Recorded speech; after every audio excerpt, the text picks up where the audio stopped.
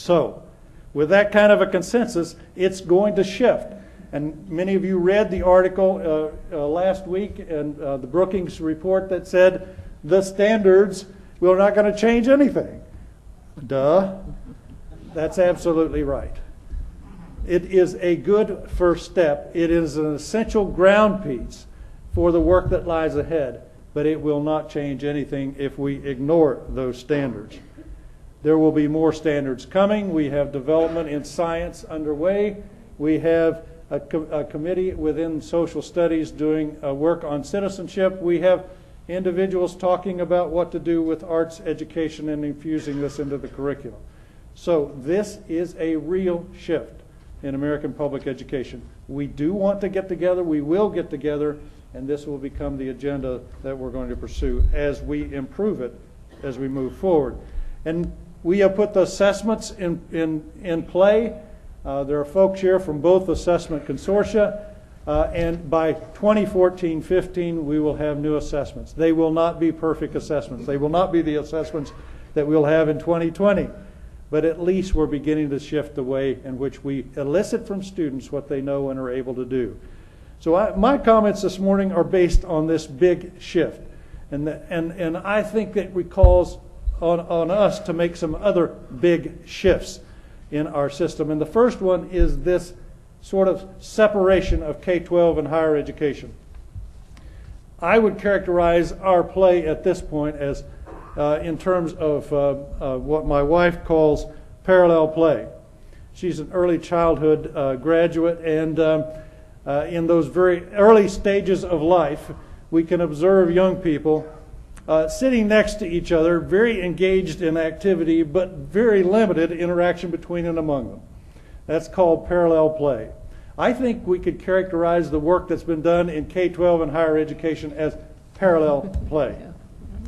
We need to break down that parallel play. We got to find our person sitting next to us, those institutions next to us, and begin to interact with each other in a much greater degree. So I think the first challenge for all of us is to begin to think about what it would take for us to begin to form a trust relationship with each other, not simply say we agree and we'll work alongside each other, but how are we going to work together? In essence, that plays out, as Muriel said, in the eyes of a consumer as a seamless system that they can walk through without the kinds of hassles that they're going to need. And for all of us, it means bringing our faculty together in serious conversations about what these Common Core standards are, how you interpret those standards, and how we begin to align our curricula from K-12 and higher education in a way that makes sense.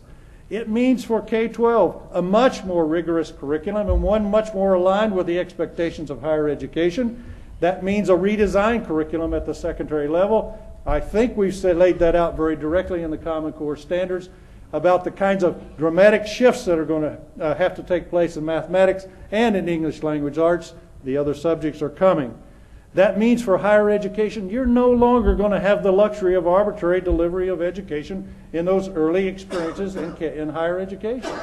You can't say to a professor, at the best case, or a graduate assistant in the worst case, go in there and teach whatever you want to teach. Because you said to us in K-12, this is what's important for us to get your graduates ready to enter those classes in college, and you owe us in K-12 a serious attempt to align your curriculum to those expectations and build on that curriculum. I think it means getting much more serious about in-task and those deliverables around the teacher expectations that we have in place. We've laid out the domains of practice. We all agree on them. It means right now that we need to make those come alive in the preparation programs of K-12. It means a redesign of our professional development programs in this country. I think the survivors in higher education will be those that become vendors for K-12 enterprise that are on site providing direct assistance in a school-based kind of environment. And I think it means that our whole preparation program is going to have to be redesigned. And then finally, I would say this has to have meaning to kids. We can do all we want to do in K-12 and higher education, but if we don't send serious messages to our students about the fact that we are a single community, and that these standards are important. And those exit exams that are in place in K-12 have meaning, and they count in higher education. That means we'll have to challenge our exit exams that we have in place and put them aside. It means that you all are going to have to make some serious conversations among yourselves, K-12 and higher education, about how you're going to send those powerful messages to the kids and to the parents. You have a wonderful opportunity. This network is a wonderful opportunity in two ways. One, it's bringing this from a state level conversation down to the community level. Those college presidents, this is an institutional issue. It's not simply a education department or school of education issue. It is a whole university issue. And it brings the conversation into a much more collaborative basis at the local level. Secondly, the fact that we have multiple states engaged in this is a wonderful learning community that we can take advantage of. There's no need for all of us to do this alone. It can be an exciting and an important conversation. I look forward to what we've begun today and the work we'll do together. Thank you.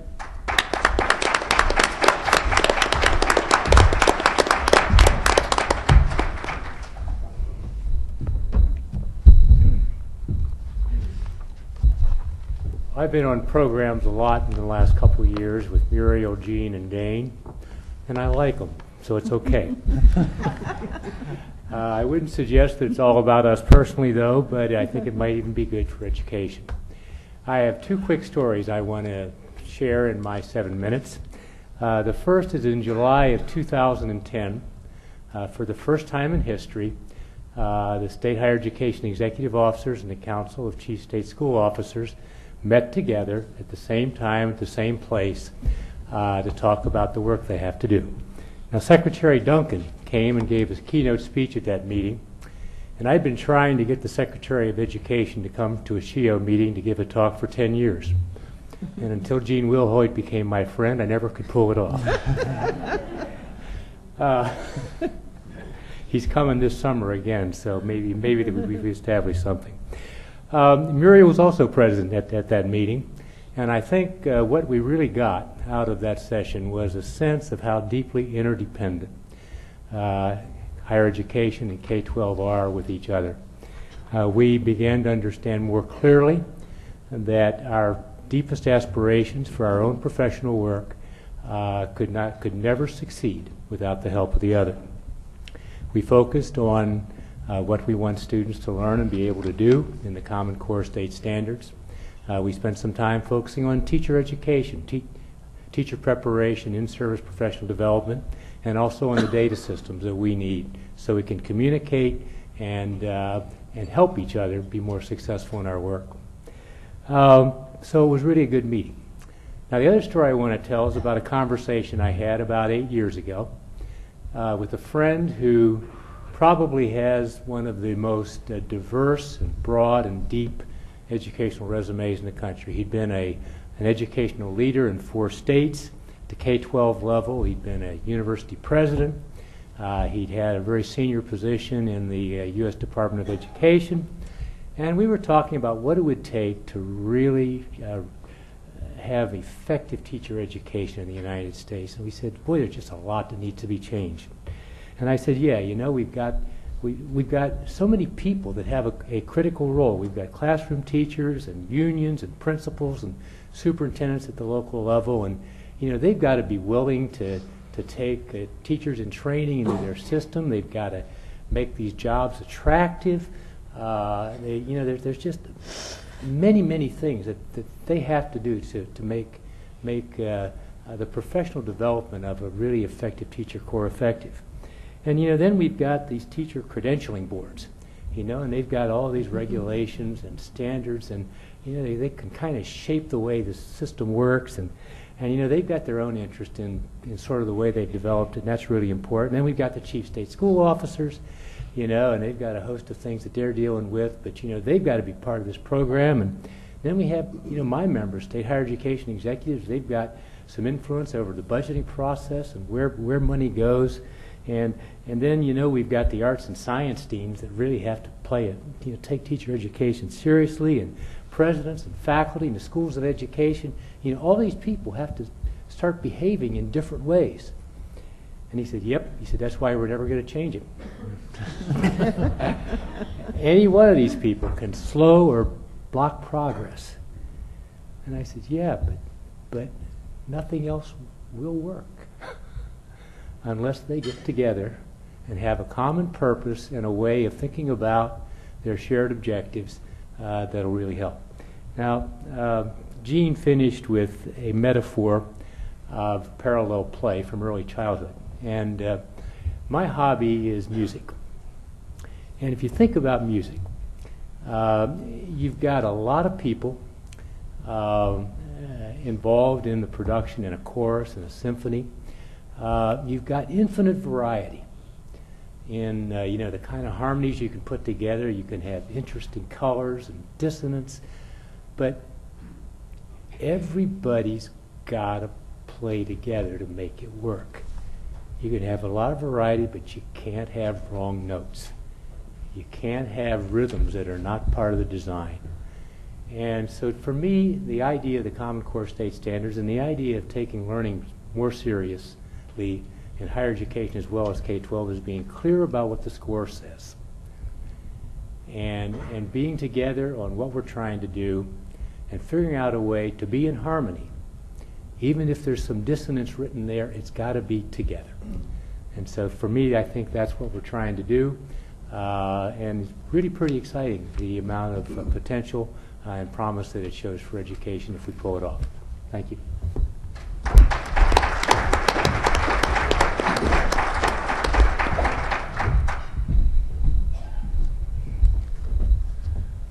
Well, Jean, we spent a lot of time together over the past couple of years on the core, and now that you're back to work, I thought maybe we could do those early morning runs together.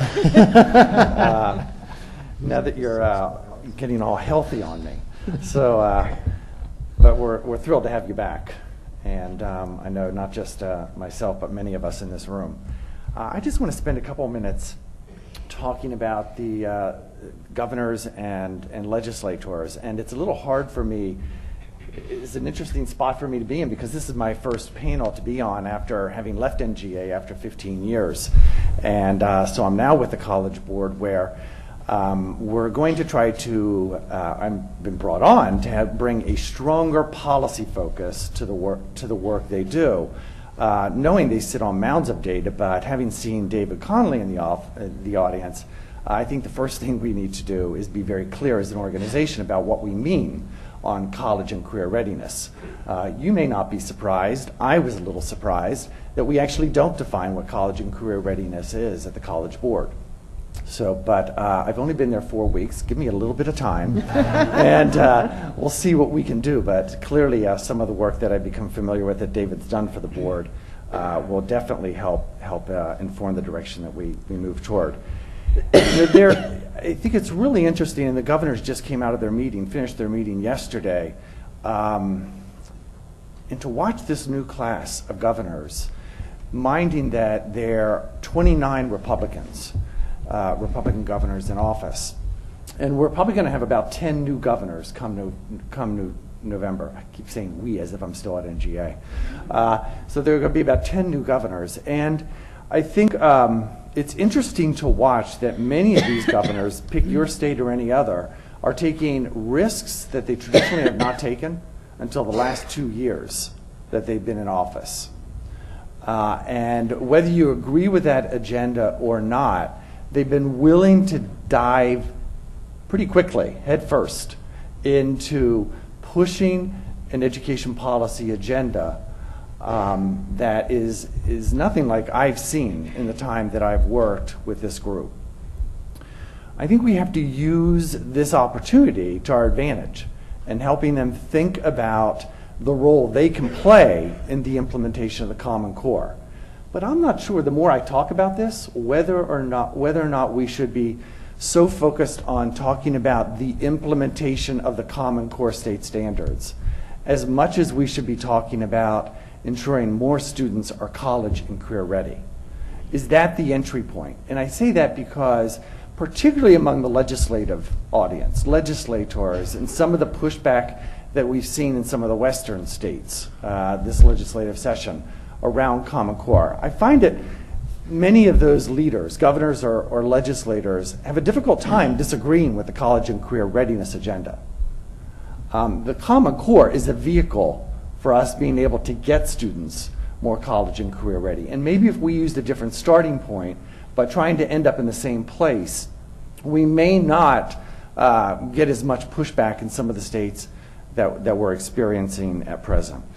But it's important to remember, whether the governors knew or not, that right now it's all about jobs, jobs, and jobs. And if you saw the story recently about Detroit, where it's not about whether or not how Detroit's going to come back and how Detroit's going to fill the jobs that are projected to grow over the next 10 to 15 years, it's about how do we fill the jobs that we have now. I mean, we can even go to Appalachia and the mining jobs that exist, and they can't find qualified welders and engineers to do the jobs that require the same mathematical skills that are in the Common Core state standards. So it's really important for us to but to articulate the relationship between the work we're trying to accomplish here and their number one objective, which is jobs. I also think that beyond this access conversation we've had for years and years, and many governors and legislators have always wanted to get more students in the door, but now it's about how do we get them to succeed once they get into higher education. And what are the measurement tools that we're going to use to be able to assess whether or not they're prepared to go into the workforce?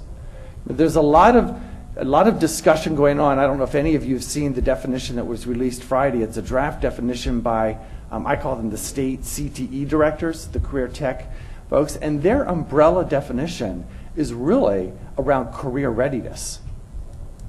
And college is the pathway to ensuring students are more career ready. How do we help governors understand that this agenda is not just about getting students college ready and be successful in college, but that they are successful once they get into the workplace? They can do what the employers need and are demanding. And the second thing the two other things that really get their attention these days are, one, the budgets. We know what shape they're in. We don't need to, I think, go over the fiscal state of the state.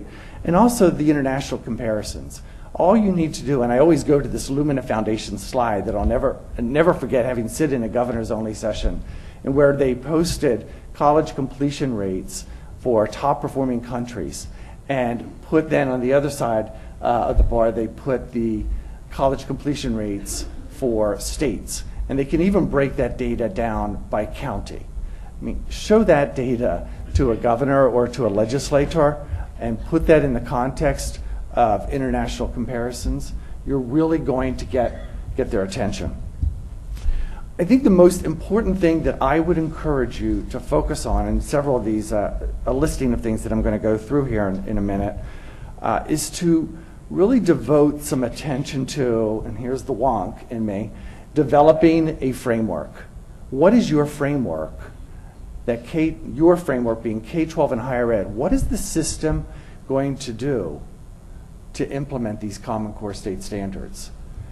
And I would encourage you, having come from NGA, and one of my former colleagues, Ryan Rain, is in the audience, an implementation guide. We know that the implementation guide this publication contains doesn't include every element in the framework, but it provides in a policy context what that framework for implementation should look like. Now I've read, and I'm sure Gene and the others on the panel have read them too, some of the draft implementation plans. And I have to say, no surprise to me at least, and maybe not to you either, few of those implementation plans have higher ed playing a role. They were largely plans developed by K-12. Use the time you have here to not just talk about implementation as K-12 sees it and higher ed sees it, but what's the agenda moving forward? And a framework, as many of you know, is critical because developing a framework is something that has much greater potential to be sustainable over time. And it's not just a policy framework, but it's how do we attach the resources to that as well. You also have to find the individuals who are around governors. Who's advising in a formal and an informal position? giving governors direct advice on what they should do. And those individuals can oftentimes be much more influential than individuals who are, so let's say, the policy director or the staffer who advises the Senate Education Chair. And lastly, and I said this at the first meeting, talk about what you're not going to do. What are you going to stop doing, and where are you going to stop spending money in those areas that have not demonstrated any level of success? The name of the game is resource reallocation. There is no new money. There's not going to be new money. I'd love to tell you there's going to be new money, but the budget projections that we see now out to 2016 show us running deficits until we can begin to reinvest in pensions and infrastructure in states.